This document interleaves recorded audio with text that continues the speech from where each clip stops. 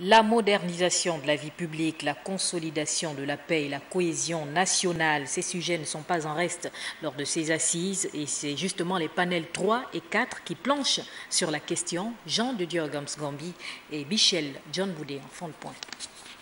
L'objectif ici pour les panélistes composés des confessions religieuses, organisations syndicales des travailleurs et collectifs est d'apporter leur contribution autour des thèmes définis dans chaque commission.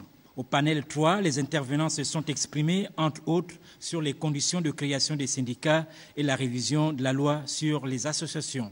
Nous avons enregistré près d'une dizaine déjà d'associations ONG et syndicats qui ont proposé d'apporter des éléments de réponse à un certain nombre de thématiques, notamment pour la modernisation de la vie publique, notamment sur des questions de fond, autant en tant que modernisation ou gestion et financement des partis politiques, création, mais également au niveau de la liberté de la presse, le mécanisme de liberté de la presse en République gabonaise. La presse était renfermée parce que certaines personnes ne laissaient pas cette presse-là, ces personnes-là s'exprimer.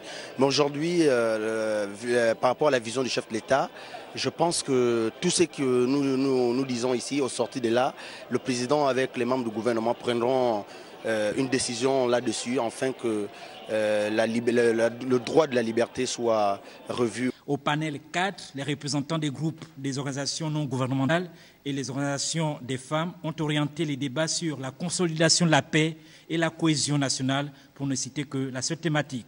Ici, les avis sont partagés. Nous assistons à des équations à plusieurs inconnus.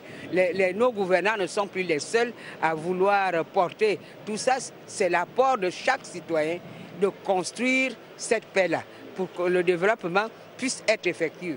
Nous avons abordé quand même la question de la résilience parce qu'on s'est rendu compte qu'il y a beaucoup de familles qui ont été affectées par la crise post-électorale mais qui ne sont pas encadrées, qui sont psychologiquement affectées. Il faut une commission qui peut accompagner véritablement. Au final, les différentes communications livrées au cours de cette phase citoyenne seront consignées par les rapporteurs pour transmission à la phase politique qui s'ouvre le 11 avril prochain.